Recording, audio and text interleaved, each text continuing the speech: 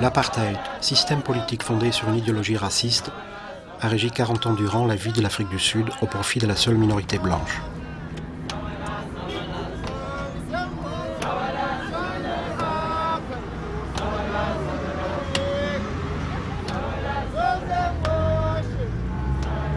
C'est autour des grandes villes, dans les townships comme Soweto et Mamelodi, que la résistance menée par les militants de l'ANC contre le régime fut la plus acharnée et la répression la plus sanglante. En 1994, les premières élections démocratiques marquent la fin de ce régime. Pour la première fois dans l'histoire de l'humanité, une jeune démocratie se donne les moyens pour tenter de régler les conflits qui l'ont tant meurtri et divisé.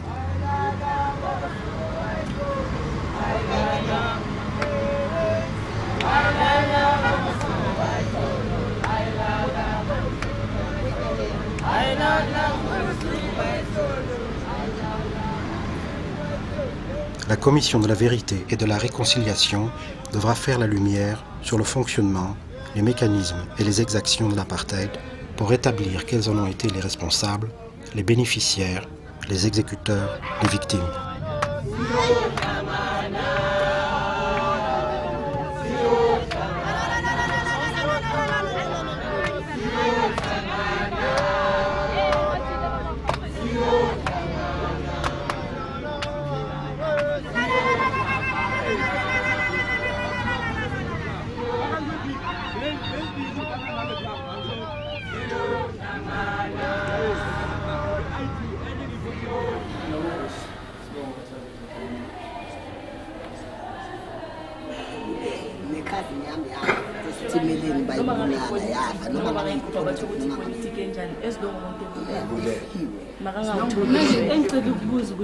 Wale amnesty le ifuna politics kuze kube nama election la uMandela bathi kuye kuze kube nama election wena baxolele labantu abenze izinto ngalesikhathi lesi ngumdala owazikhommitha ngoba efuna ukuthi kube nokuthula kuze sibambe ama election kube umdala zange avumele lokho ngaba zange kube nama election ngabe udlama azange liphele.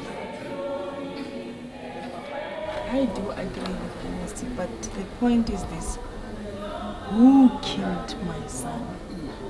I mean, I only find those pieces of his, and then they say it's passable.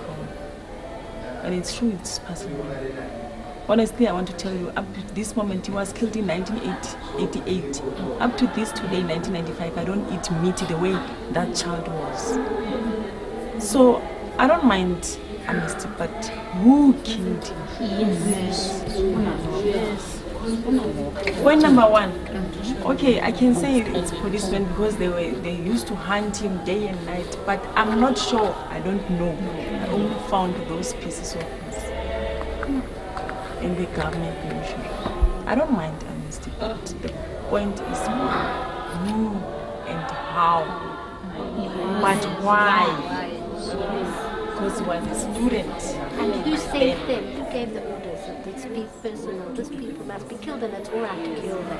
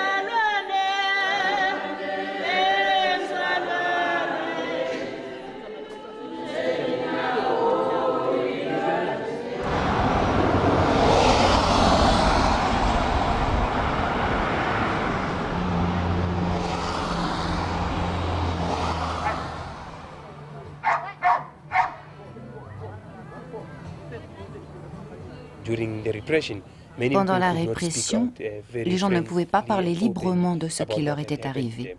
Ils subissaient la répression. Ils ne se sentaient pas libres d'exprimer leurs problèmes, leurs expériences.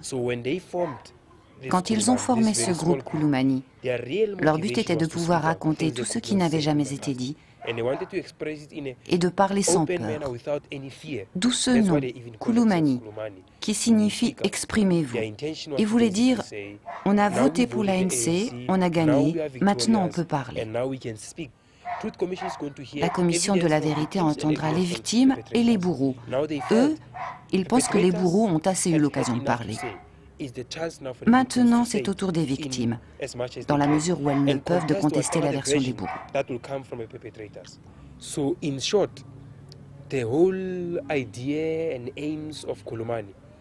Le but de Kulumani n'est pas de s'opposer à la commission, mais plutôt de s'assurer qu'elle perçoit l'Afrique du Sud du point de vue des victimes, qu'elle soit centrée sur les victimes.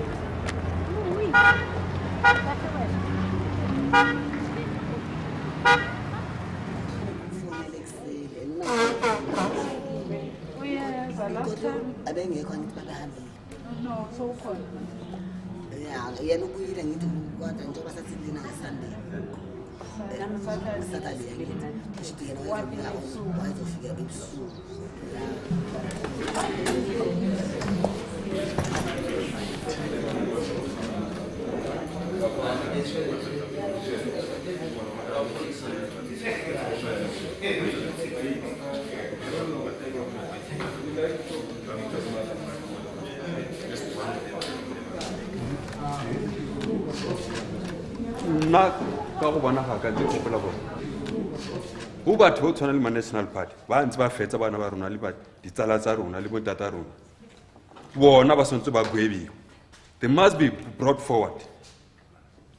Ka bona ntse ba lwa against toka le khotso. Ke go bona ka mo. Ya baba. Ya utlwa ka mo ka tshaba ka pele. Mpa henna.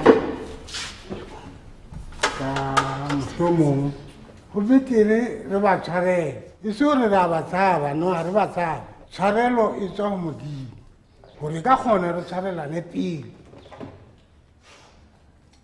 gore le yena a tle a tseba gore tshwarela go tseba gore tshwarela ke gore a tsebe go kenya kgotso ya nnete ka dipelong tsa rona umntana wayemncane noma ebone kangakanani bofuza ukuthi ngabe bamthatha bambopha eze umntwana omncane bokufanele ukuthi abuthathi wapanisha bona abantu bomthetho ukusho ukuthi bokuwumthetho nje ongenamaqiniso ngoba khona manje sazi ukuthi you must be saved by umuntu womthetho bona bebengakwazi ukuprotecta instead they were killers le nto bayiqala kudala and namanje they are still denying ukuthi they won't come forward because they've done nothing because babulala impukane or or izeze or ini imosquito you just uyibulale nje you know that there's nothing happened uma saloku sithi sizoxolela nalapha phambili kuzoba njalo asiqineni nje ngento eyodwa sithi asixolele ngaphandle ukuthi bangene phakathi kwavunyelwana lapho kwakhulunywa khona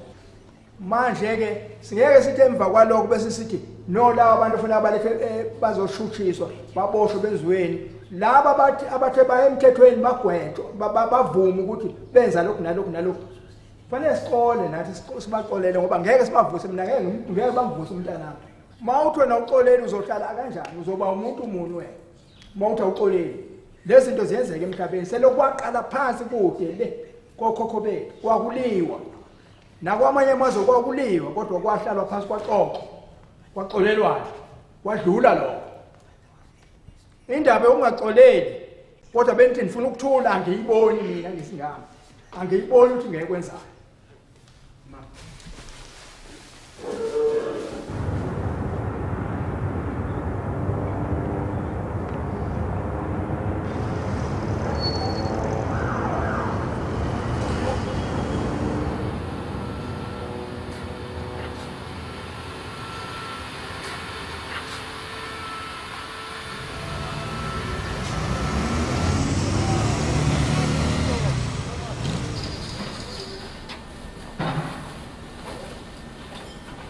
Hello, hi, I'm Paul. Nice to meet you. 8 o'clock.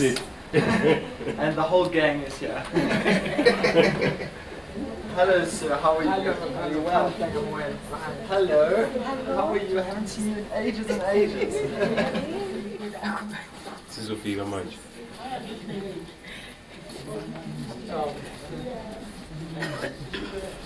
Still very empty. So, basically, this is the first room. This is the booth here for the translators because we want to try and make sure that everybody can speak in the language that they feel comfortable. You don't have to speak in. You can speak in the language that you want to speak in, and then other people. We have a translating facility so that other people in the audience who don't speak, say, your home language, will be able to hear it in the language that they feel comfortable with. So this is the first hearing room. And then these two rooms over here are what the Archbishop calls crying rooms. That's particularly people before or after are very upset, or we know what it's like. Just somewhere you can go and be on your own, be quiet, be with yourself or with your family. Not everybody around, and you can just, because obviously a hearing is a very emotional moment. So those two rooms are what we call crying rooms. These are the people who I suspected were involved in the death of my son or whatever. The computer immediately sends that information to all of our other offices in Cape Town, in East London, and in Durban. So if they get any other information relating to one person's case, they can immediately detect what's going on. Basically, what they're going to be doing is spending a lot of time typing, because a lot of those statements are handwritten.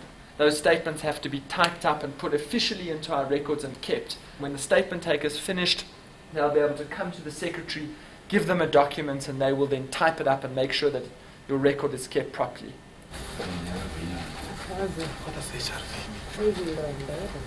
So we'll have 12 investigators in this region. Some of them will be policemen, but they'll be policemen who we trust and we've not got a human rights abuse record, or not from the security police, etc. And then also some of them will be from NGOs, some of them will be lawyers, so that we've got a mix of people in our investigative team. So in other words, this means you're also going to have lie detectors, or? I'm not sure whether we'll go that route, because the problem with lie detectors is there's some questions raised about how reliable they are.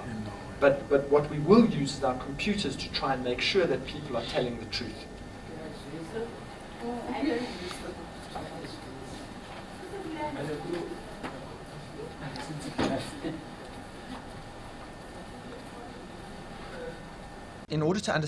Pour comprendre la commission de la vérité, il faut d'abord comprendre la nature du compromis négocié en Afrique du Sud.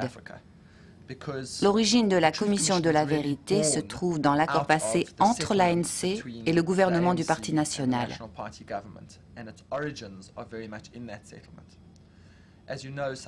Vous savez que le changement de régime en Afrique du Sud n'a pas été obtenu par les armes, ni par une conquête, ni par un coup d'État militaire. La sphère de pouvoir a été négociée d'un gouvernement raciste minoritaire vers un gouvernement démocratique. Au cours de ce processus, 4 ans durant, les délégués du Parti national de l'ANC et d'autres partis, mais surtout de l'ANC et du Parti national, ont discuté de la forme, de la nature et du contenu de la nouvelle Constitution. Au terme de ces 4 années difficiles et tortueuses, ils ont abouti à un projet de constitution comprenant un gouvernement de transition, une déclaration des nouveaux droits et une date fixée pour les premières élections démocratiques. C'est alors que les services de sécurité de la police sont venus voir l'ANC pour lui dire que, selon leurs renseignements, l'extrême droite s'apprêtait à saboter les élections et à poser des bombes.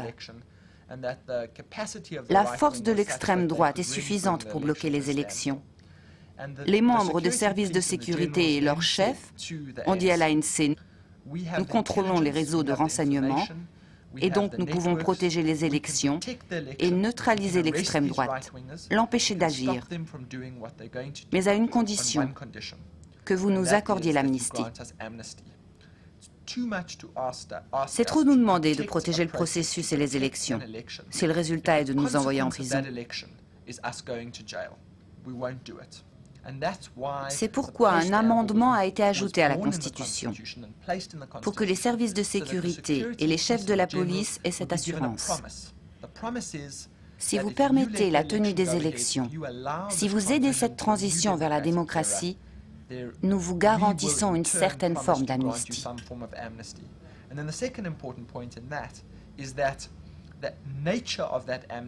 Mais la nature de cette amnistie sera basée sur une transparence totale. Les gens doivent venir se présenter devant la commission et révéler toute la vérité sur les crimes qu'ils ont commis.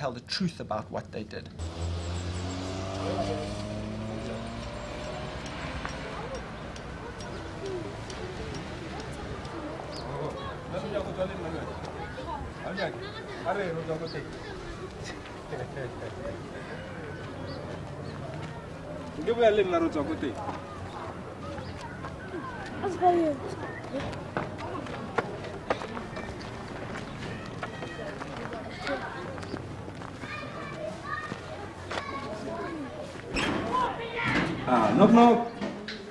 Sing again. All right, thank you.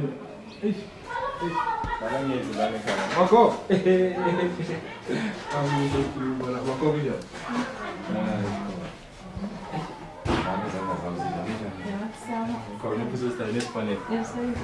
Ukuthi sizonazisa ukuthi kusasa bakhona abantu abazoya le eLongtail eSt Peters esontweni lapha kulela sonto ma-16 yabo, and then kusho ukuthi abantu be-Truth Commission bazohlala khona and then bathatha ama-statement ebantwini ngoba abo-Johan van der Merwe angithi kulamaviki lawandlulile basuke bona bavuma ukuthi zikhona izinto ebazenzile and then kunabanye abafana abanyamalala eMamelodi ukuthi yibo benza lezi zinto lezo noma abanye phakathi kwesiphoyisa bayazi nalokho, and then kunabanye abafana ke bake bayovuthela le eKwaNdebele nakhona bayazi nalozo zinto, and then kunabantu babo labo basebenza ngaphansi kwabo and so yibo bapha leyo authority ukuthi benze izinto ezifana nalezo. Ngiyabonga nema.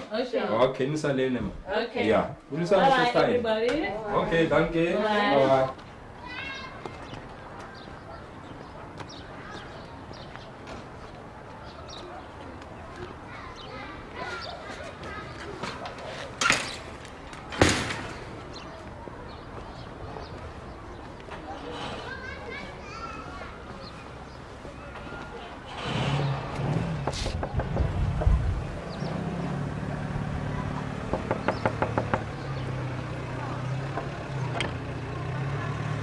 Toto.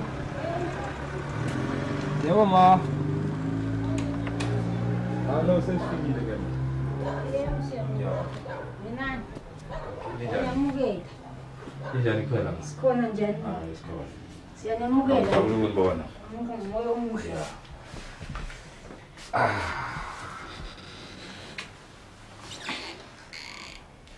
Niphilile kodwa ma? Hayi siphilile. Hayi siphilile. Sibona nje makhasi. Hey, anona afikile ngempela. Yeah, nawona sekafikile. Yeah. Manje ngoba ngisho besifikile then namhlanje kusho ukuthi nje ngilanga la kusasa. Bangifonela abantu leni eJohannesburg. I-Truth Commission. Yeah. Yeah. And then kuyothathwa ama statement walabantu bonke balana eMamelodi. Laba ke bahlukumezwa ngalesa sikhathi njengoba i-Truth Commission seyizohlala lana ePitoli ngenyanga ezayo. Manje bazothatha ama statement and then nani ke nize nisikhulume njengoba nifuna ukwazi ukuthi kwenzekeni ingane zekuphi into esifana nalezo. Yeah. Thili manje solasasa. Yeah, inkinga nje ngithemba ukuthi njengamanje nani ovelela manje ke nibuze mhlambe laba bombuso wakudala bayofika bantshele ukuthi kwenzekeni. Yeah. Ukuthi benzeni ngengane zabantu balana emzini ingane zanyamalana manje singazi ukuthi zikuphi.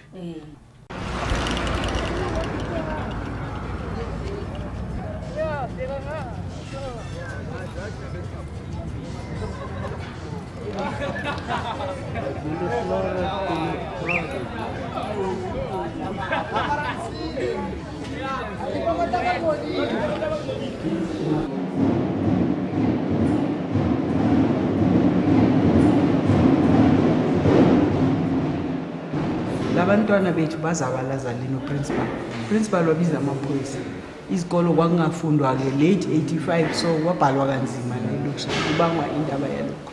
Kodwa ngoFebruary ngabo January February washaya umoya. Kwathi ngelinye ilanga basesikolweni basalwela leya mistress uqoshiwe uprincipal abiza amaphoyisa abaqosha amaphoyisa mabeza la ngendlela ukhuphuka enzansi lekusuka kulesa sikole isilengaphandle sibona kodwa utshula umntwana omncane una 9 years I'm sure umama womntwana uzoza zobhasi ahamba nomama nogogo wakhe kula eyasparka khona ke impike labantwana bahamba bahlasela wonke amaphoyisa ahlala lekusha ukuthi amaphoyisa sedanothe yiwo abulala lo mntwana omncane ulaki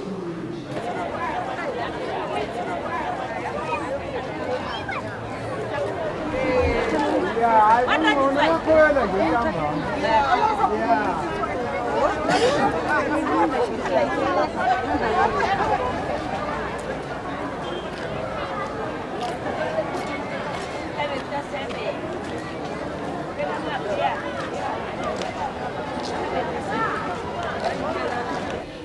And then ushayena lana futhi ngelanga elihlukile wasakhumbula no same day ngoba bengishana ngebhangu ngaphuma amazinyo 3 ngapha yini bullet liyi-1 nje kuphela ya bullet so right mara befika la so but bebangisolo bangifaka omunye umuthi ukukhulisa inyama bangispray ngihlale 5 months from February until July azange abuyeke waphela le viki ke selongena la ngiphuma ngemahabedi bathi asazi mntanakho thina hayi ekseni ngavuka azange batshele endlini something 5 amabhesi futhi ayigitshelele hostela ngabamba ibhesi ngaqonda emoshari ka-government lala bathi nalya ngangena ngathula indoda yomlungu ngayibuza ngathi hayi the first draw nje nazivula le bosha i-draw yokuqala ngahlangana nalo mntwana kuleyo draw hawu ngathi mos mina nangu lo mntana mini ngimfunayo ufike kanjani la walethwa amaphoyisa lo mntana athi uchayisiwe eSprings Road yayibona mase Springs Road le ngase-UR ngathi mina ayi kodwa akafani nomuntu ochayisiwe kuphi la chayisiwe khona ngoba lo muntu uphilile ngibona imbobo la nala naya kuphi la imoto imchayise khona wathi mina basho njalo ma okay ngase ngiyamthola ke waseyangibhalela ukuthi hayi ngimtholile ngase ngiyabuya ekhaya ngiyabatshela ngithi hayi umntana ngimtholile kodwa ufile esemoshari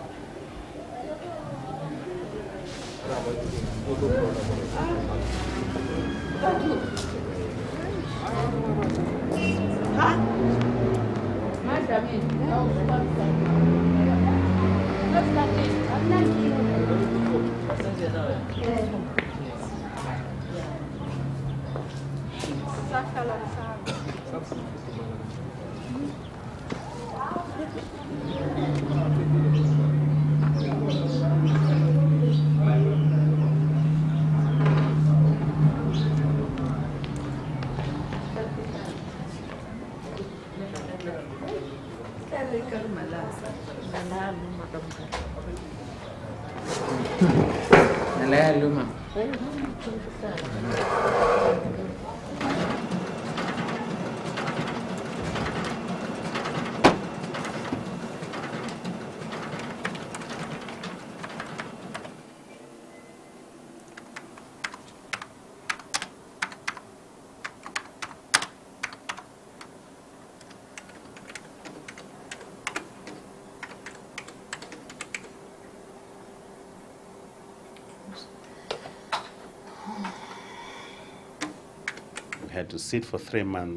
Nous avons passé plusieurs mois à essayer d'envisager tout ce qui avait pu arriver aux Sud-Africains, noirs ou blancs. Assassinats, harcèlement, incendies criminels, toutes les différentes sortes de crimes, que ce soit coups, bousculades, coups de pied, tabassage. La loi prévoyait 5 catégories: assassinat, torture, mauvais traitement aggravé, enlèvement et disparition. Ensuite, il fallait distinguer entre torture et mauvais traitement aggravé. Nous avons décidé que la torture était en détention, dans une maison, une cellule, un poste de police, et les mauvais traitements à l'extérieur, Imaginez que vous attendez le bus. Plus loin, il y a un défilé de l'ANC ou de l'Inkatha. Ou supposons que des personnes attendent un taxi, et alors ils sont bousculés, piétinés, reçoivent des coups. C'est ce que nous appelons mauvais traitement aggravé, ça se passe dehors. Si c'est au poste de police, vous êtes arrêté et mis dans une cellule. Chaque fois qu'un policier vient, il vous donne des coups de pied et vous frappe, puis retourne à son travail. Il va déjeuner, il revient et recommence. Même chose le soir. Ça, c'est de la torture.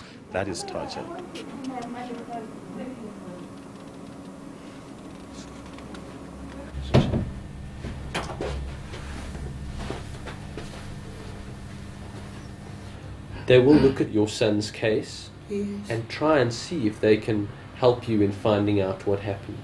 Yes. Okay. But at the same time, I must just tell you that it is possible that they could investigate the case and still not find anything. So I just want to tell you that we're not promising you because there are so many cases. Do you have anything to say about that? It's going to be a surprise because most of the time, anything which happened, they always say the law has a long arm. People can do something now, and after 3 to 4 years, those people are going to be identified and say, we have found people who have done this and this and that. So with us, how can it happen that it's going to be hard to find those people? Because they are there, they are known by the previous government. Because if only a policeman gets out from the police station to do some mission, he signs down that I'm going to such and such a place. So, I mean, I don't think that is going to be difficult. Maybe because of the new laws or what, but according to what we know is that the law has a long arm. They should be found, those people. Because I think if only they know that Stella was arrested in such a date, they've got records. They know the policemen which were holding the case. They know that in such a day, Stella was in court, so and so was responsible in that court. Then it's going to be a surprise, really, that why don't they find out who did it. I suppose what I'm saying is I just wanted to be, okay, be yes, out I there understand, I understand. in case something doesn't happen. Some people would like to have public hearings, not just between, say, you and me or something else. Yes. Would you like to have a public hearing to tell what happened? Definitely. All right. Not everyone is going to get a public hearing because there are just so many cases. But what I will do is I will put on your form that you would like a public hearing case. Okay. Okay. Yes.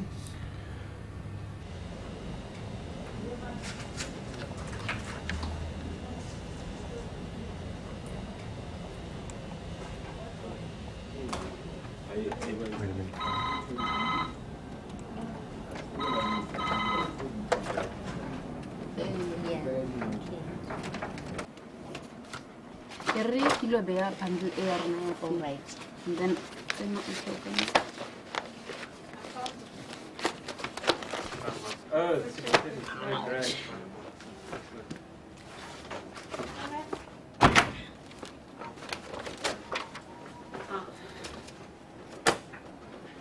just to confirm that the hearings will be taking place from the 12th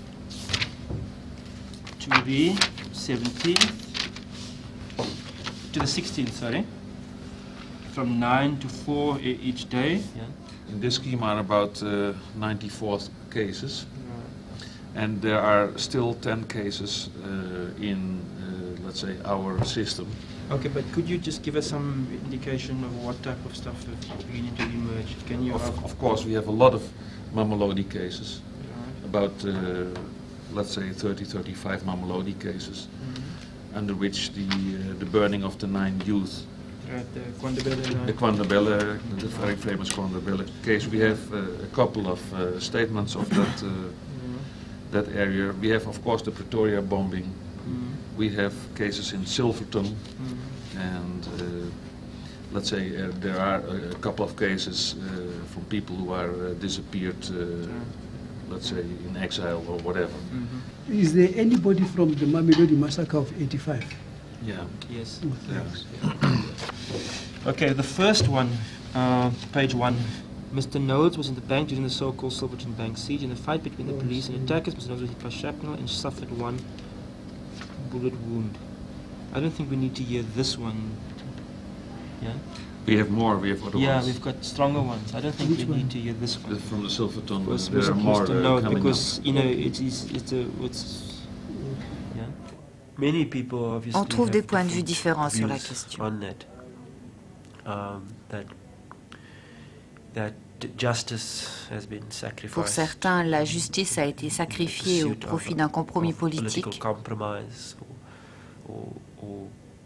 où la justice passe après la vérité alors que nous ne sommes même pas sûrs d'obtenir toute la vérité. Pour d'autres, les victimes sont maltraitées. Elles ont souffert sous l'apartheid et maintenant, avec un régime démocratique, elles n'obtiennent toujours pas ce qui leur est dû. Les tortionnaires qui devaient payer les conséquences de leurs actes s'en tirent à bon compte. Je crois que ce débat ne sera jamais clos. Ce n'est peut-être pas nécessaire qu'il le soit. Ce qui compte, c'est de comprendre le rapport de force et les circonstances objectives qui ont conduit à la commission de la vérité. Et que tout bien considéré, il n'y avait pas d'autre choix.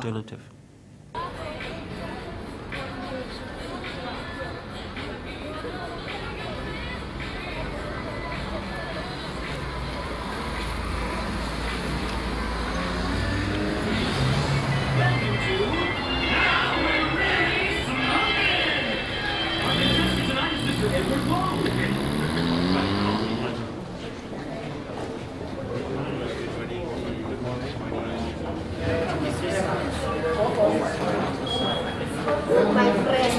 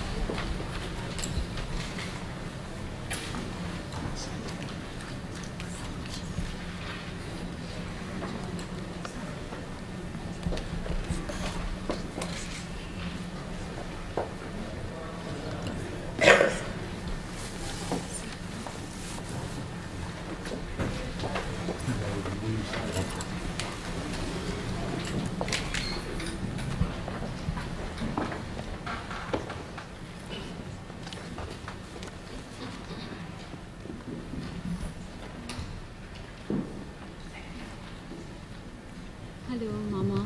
Hello, Sepati. I greet you, but before I ask you to tell your story, I just want to give a little bit of the background about Becky. On the 17th of November 1989, former police captain Johannes Dirk Coetzee made his own series of revelations about his activities as the commander of the SAP's death squad. In May 1990, a Walkman cassette player with an explosive device contained in the headphones was sent to Coetzee in Zambia. Coetzee never received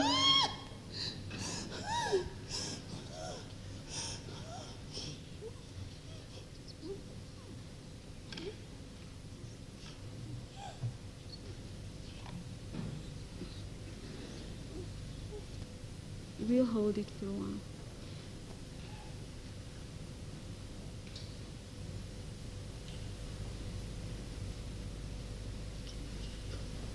Coetzee never received the parcel, and in February 1990, it was returned to the sender, Becky Malangeni, of the firm Cheadles, Thompson and Haysom.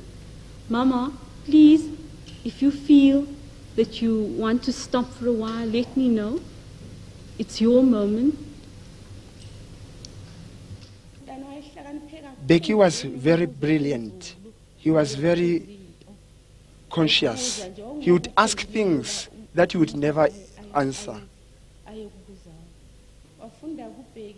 Becky went on studying. He was writing me letters.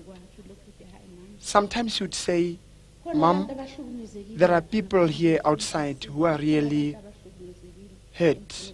There are people that I want to help." I asked him at one stage, what kind of help are you going to give these people? He said, "I want to be a lawyer. I want to be a lawyer for human rights."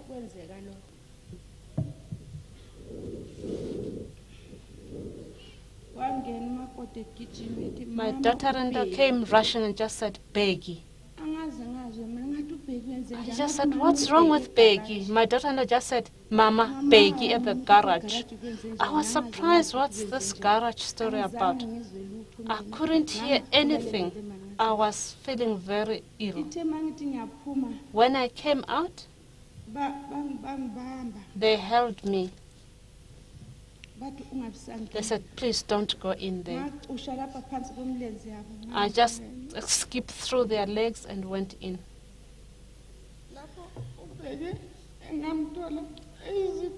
I found Becky. He was in pieces. He was hanging on kidneys. He was all over. Pieces of him and brains, all of it was scattered around. That was the end of Becky.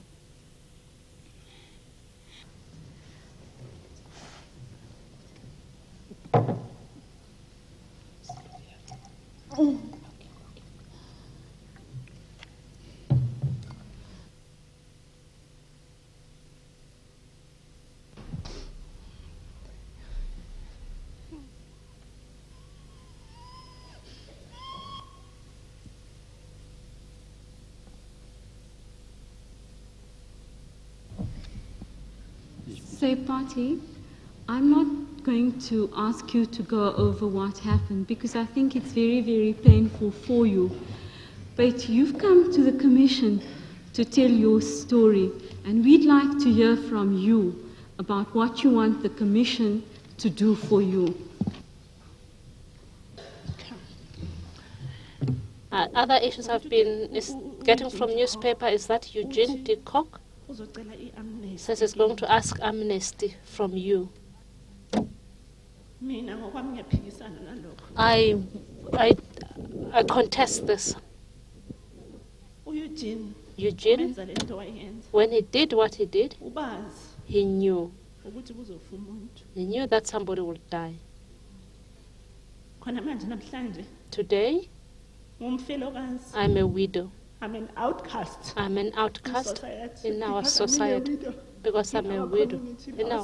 In our community, in our society. You are associated with all sorts of things when you're a widow. Because of a person who didn't think through when they were doing this. So that when this person comes to you to ask for amnesty, how do you forgive such a person? If I can find an answer to this question, how do you go about forgiving this person who is a cruel murderer, who killed a defenseless person, who had never killed anyone, a person who had never raped anyone, a person who had never committed any crime, was just fighting for people's rights, but without carrying a gun? I would like the Commission to assist me there. Thank you, Sefati. I want to say to you that it is true that people apply for amnesty, but you are not obliged to forgive them. And if you want to oppose the amnesty application when it is made, then you have the right to do so. But we will certainly try on your behalf to find out the things that you're asking us to find out, why the parcel came to Becky and how Eugene could do something like that. I thank you for coming to us and for telling us your story, and I thank you for the courage with which you sit here and tell it as well.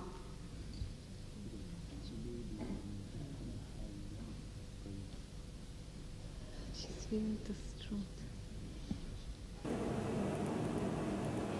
What was the day of the week? Maybe Saturday.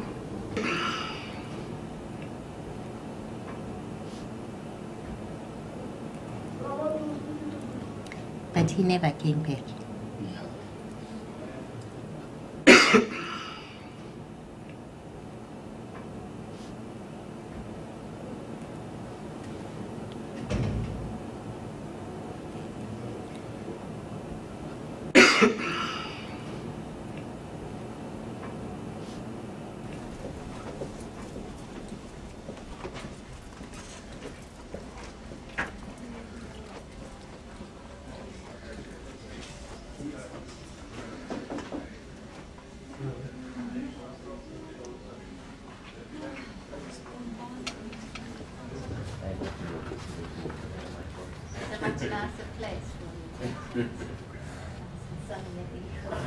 I think we should thank Faisal Randera for making it possible for, or the Truth Commission in particular, making it possible for him to be part of us, because the whole AMIA exercise here today, or at least rebali kind of relationship and Lebanon, and it's about to discuss it today.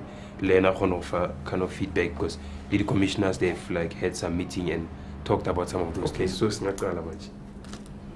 I felt very good because that was something which I've never done after Stelo's death. You know, it was quite a relief to say something to people and to see that people are concerned and people are taking care of you after the pain you had when you lose your loved one. It was quite a great day for me, lifting up my hands, saying, God help me, because it was really a day of asking help, that God help me. The thing is, how did you feel before? And the thing is, how did you feel by the time you took the oath? You know, this thing, I've been trying to look at it. I can't get anything out of it. Probably you might have. I never thought I could do it. During that time, always I was crying. I felt, I won't do it. I won't face those people. I can't. I'm not brave. I'm just going to die. But Dimakato was there. Rudy was there. Then Memake Abu, and then I said, and then I'm going to talk. Maybe I've been sick for a long time, and this is my time for me. Tell these people, then maybe change. Alright. Otherwise, I was very much okay. Ngangiloyo muntu nje namo wayesebuhlungwini esashuda dwethu ngizibuza ukuthi uma abantwana bethu bebegijima ezomzabalazo babulawa bese kuyathuleka nje sizophila kanjani. Ngangiyileyo nkinga nje ngakwazi ukuya next door ngakhona kumake gate ngumuntu nje ohlala ekhaya. Ngisasukuma ngifunga lapho nganginokuthuka nje ukuthi hlezi into engizozikhuluma zizongifaka enkingeni or kanjani. Manje nayo ngiyayibonga ukuthi babona ukuthi ezweni kwenzakalani, kufuzile ukuthi basisondeze kubo sikhulume sibone ukuthi bakhona ababezulana nathi.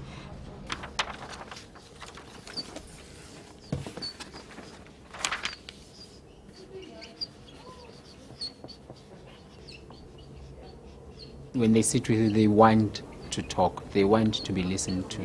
So what you usually do, even before you take a pen, you just sit there and the person tell their story. Sometimes they take a long time, so you just have to be patient to listen to them.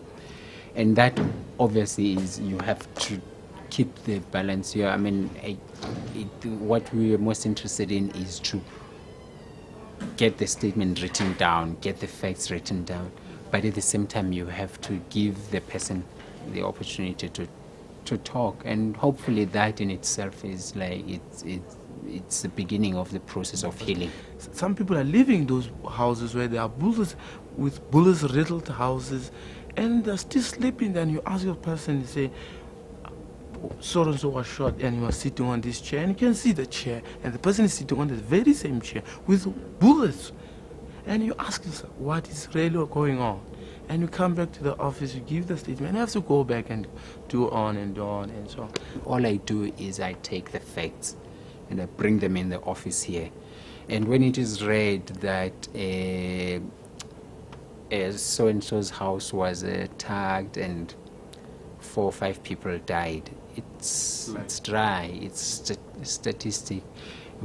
I suppose that's the lack. If we could have a way in which we could capture all of that, the emotion that goes with it, the atmosphere that people live in as a result of that. But unfortunately, we're not able to do that.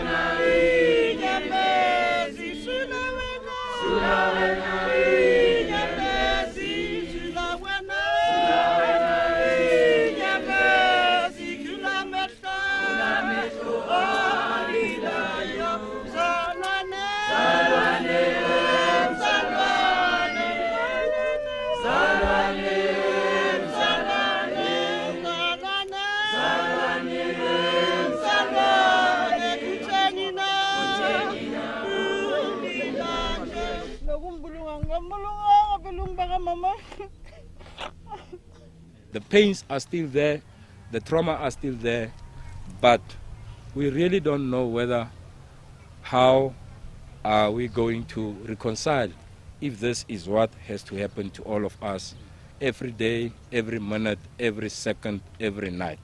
So it's going to be difficult for us to reconcile. Reconciliation is there, yes, I agree, but how are we going to reconcile? How are we going to find that road to reconciliation?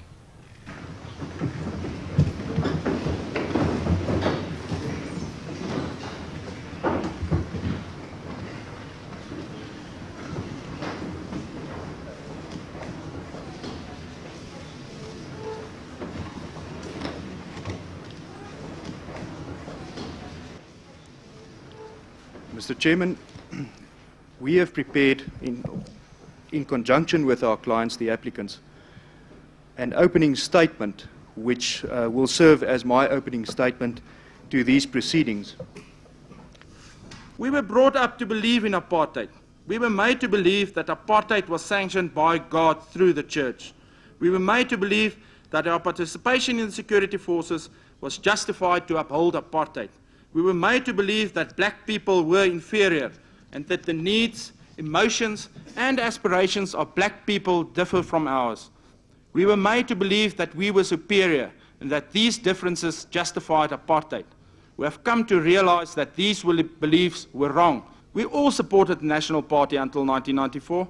What we had done was always in the interest of the National Party and its objectives. We believed in the policies of the National Party and believed that we had to carry out our duties in support of our party. We state emphatically that we have been deserted by the National Party and that we have, so to speak, been thrown away in the gutter, where we now have to take the responsibility on our shoulders to deal with our past, to motivate our actions, and to present our view as Afrikaners of the conflict. We call upon the previous government and our superiors to explain certain orders given to us, about which we shall testify, and to admit to authorizing actions outside the normal processes of the law, such as are demonstrated by the facts of our deeds and the authorization thereof. We will give evidence about our actions during the time of the conflict and will show that all our actions were purely and simply associated with a political objective, namely to uphold the National Party government and apartheid, to fight communism, and to resist liberation of South Africa and democracy for all in South Africa.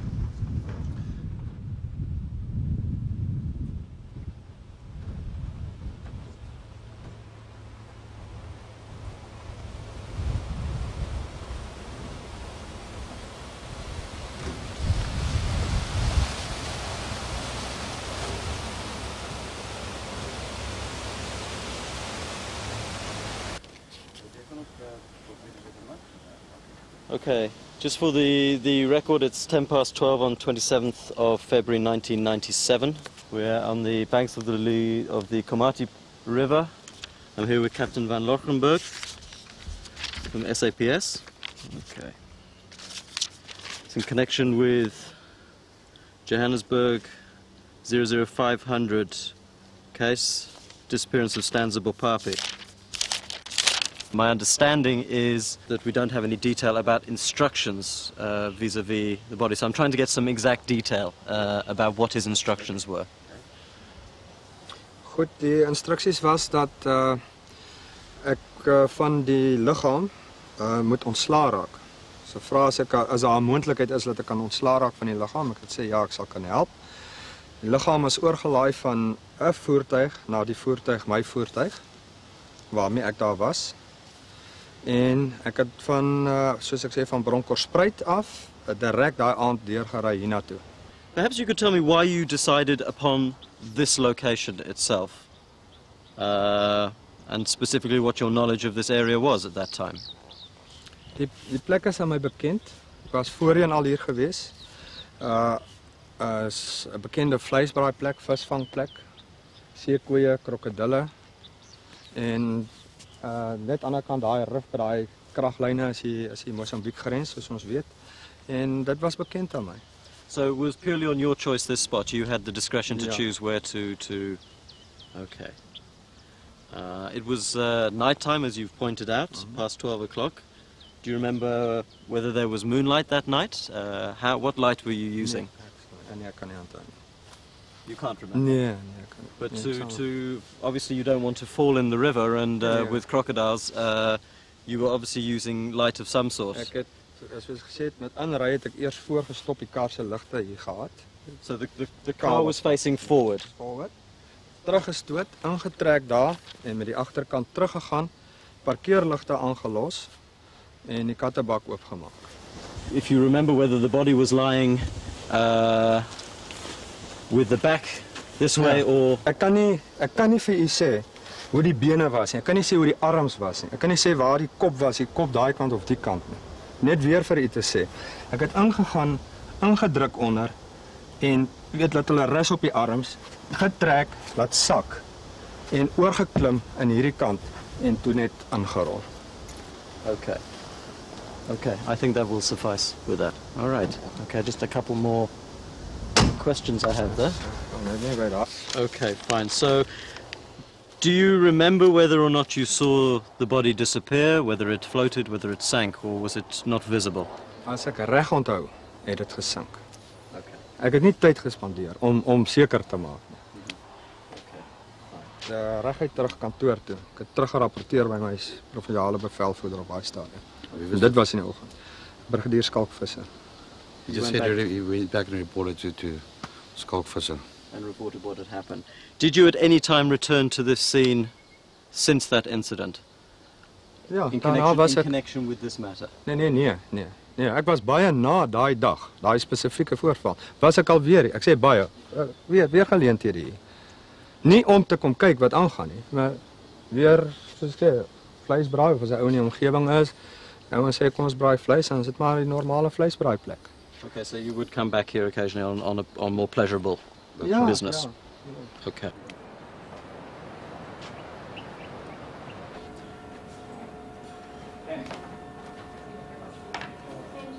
I'm comparing here the Je three compare types. 3 courbes, That is torture, torture, severe, mauvais traitement et treatment and assassinat. killing.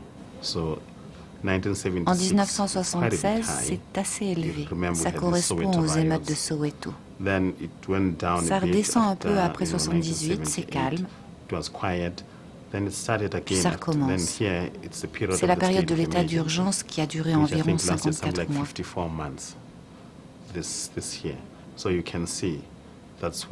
C'était à cette époque, 86-85, surtout 85. C'est cette pointe-là qui est très nette. Puis les assassinats, la torture, ça retombe. Ici, de Klerk arrive au pouvoir, il y a la libération de Sisulu et d'autres, puis la libération de Mandela. Après, ça remonte. Avant les élections, on voit, surtout à partir de 89,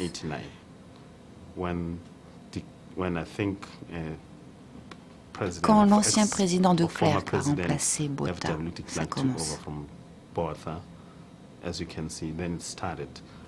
Puis 90, la libération de Mandela, et 92, 93, 94, c'est très élevé.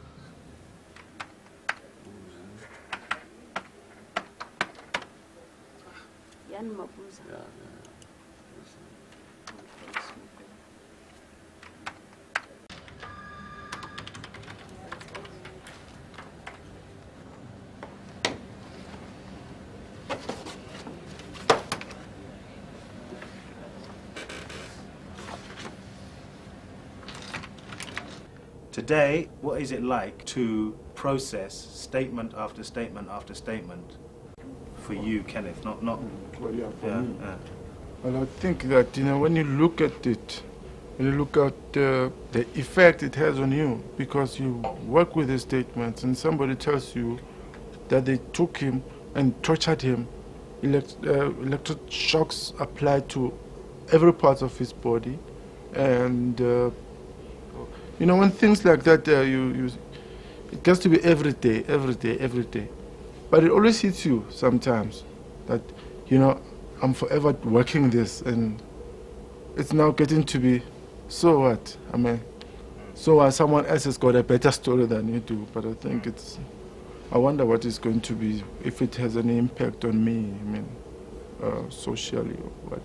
You can't sleep because that thing is always on your mind. You can sleep for 2 hours, but afterwards you'll be wide awake thinking about it, recalling it, going over it. And sometimes you have to talk to someone to find out if you can get it out of your system and what they see, how do they understand it. So have you experienced that already working here? Well, I haven't done so many files that are so gruesome. It's just, as they said, normal things like killing, shooting, and castrating. But it's interesting, the language. People say normal. Normal. This is No, normal. no, we don't mean that it's normal. I know. I'm saying it's appropriate. No, it's right that you're saying normal. It's what is normal for the Truth Commission. And that's what it deals with normally. Yeah, everything, every day, every statement that you come across, there is a shooting and a killing. And then you find things like what Apia said, pulling out of eyes. That's when you go, wow, Basically, we judge goodness or badness on how gruesome the fire is. And the more gruesome, the better the story, the more interesting. You're not sitting there redundant thinking about this very boring statement and then capturing it into the computer. Because once it's gruesome, it's interesting. And you feel like doing the file. Yesterday, an example. One part of the statement really caught my eyes because the whole day I was dealing with normal things like incarceration, killing also, but that's normal. But then I read something about train violence in the East Rand, and this man's eye was literally pulled out. And because it was so gruesome, it got my attention. And I went around showing it to everybody in the office, thinking, God, this is amazing, And it emotionally really bugs you up because I went home thinking about that. And I couldn't imagine it, It was like unbelievable. Basically, before the commission, I was in this cocoon, let's say. Because I knew about the strifes and the struggles that people went through in the country. But I wasn't exposed to it to such an extent.